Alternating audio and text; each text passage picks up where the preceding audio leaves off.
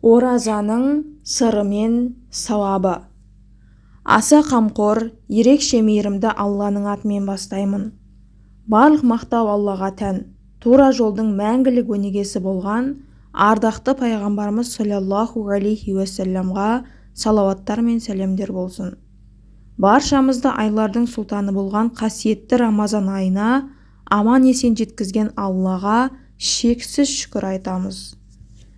Жоқтан бар етіп жаратқан Раббымыз Рамазан айы келгенде шамасы келген пенделеріне ораза ұстауды парыз, яғни исламның 5 тірегінің бірі еткен.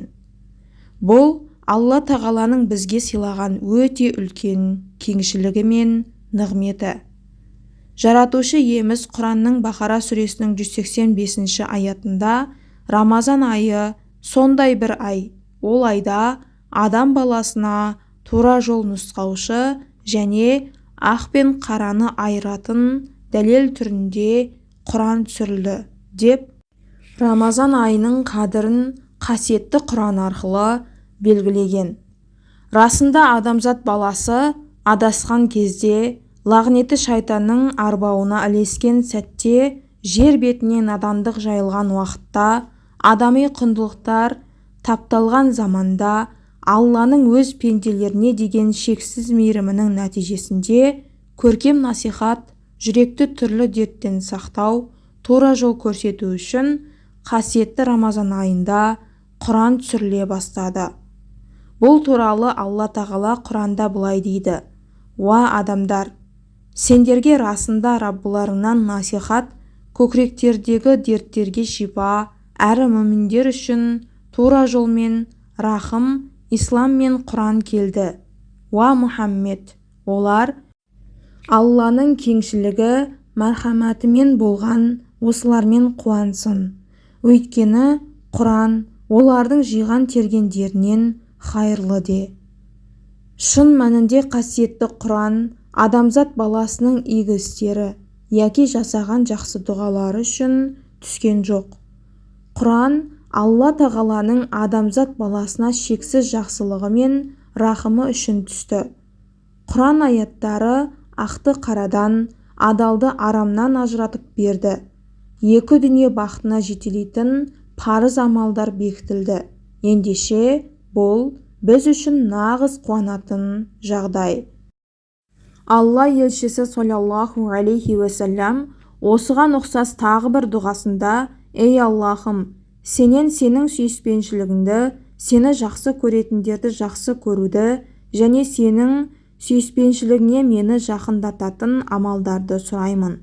Ей Аллахым, сенің сүйіспеншілігіңді жанымнан, бала-шағамнан және суық судан да артық ет» деп дұға айтқан екен. Адам баласын үнемі жамандыққа итермейтін нәпсіге оразадан асқан ауыр нәрсе жоқ. Хасан әл-Басри, Алла оны рахымына алсын, айтқандай: жүгендеуге мұқтаж болған нәпсіңнен артық асау жоқ. Бір данышпан: кім өзіне Алладан артық дос бар деп ойласа, Алла тағала жайлы танымы аз болғаны. Кімнің нәпсіден үлкен дұшпан бар деген ойы болса, нәпсісін дұрыс білмегені деген екен. Расында тән қалауын үнемі жүгендеп отыратын бірден бір жол ораза ұстау.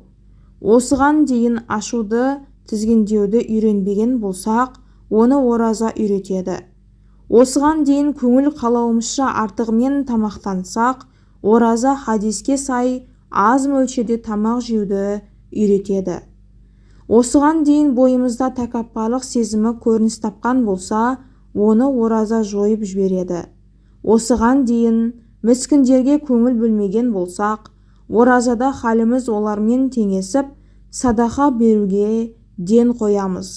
Міне, ұлық болған Рамазан бір ай бойы мұсылмандық сипатқа сай өмір сүруге тәрбиелейді. Бір айда жамандықтан арылған адам қалған айларда да жағымсыз әрекетке бой алдырмайды.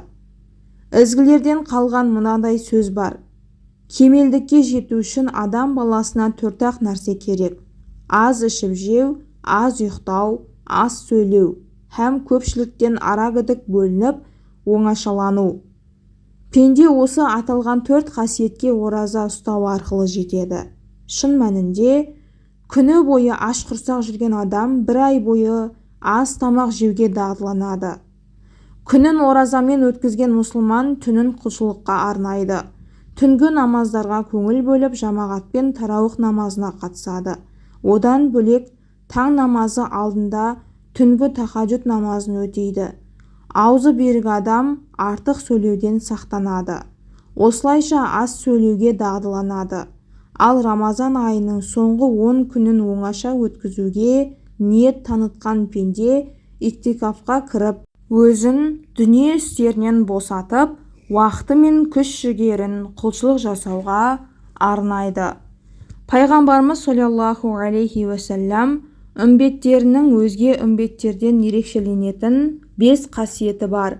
Бұл туралы Алла елшісі былай деген: менің үмбетіме Рамазан айында бұдан бұрын ешбір үмбетке берілмеген 5 түрлі қасиет берілді.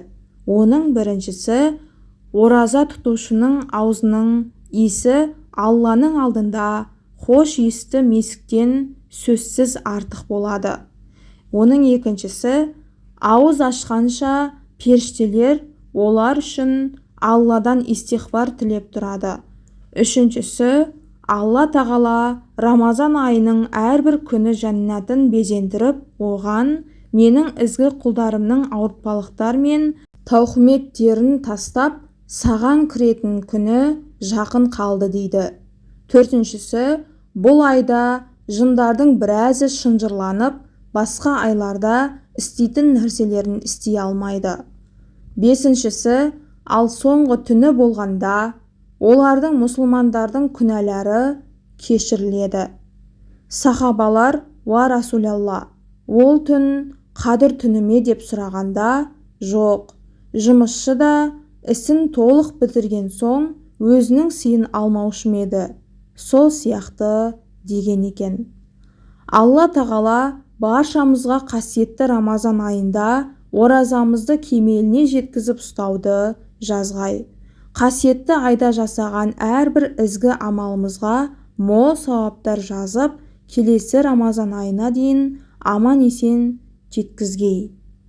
Құрметті тыңдармандарым, видео ұнаса, каналыма міндетті түрде тіркеліп, лайк басып, комментарий жазып, және достарыңызға жіберіп қоюды ұмытпаңыз. Алланың нұры жаусын баршаңызға.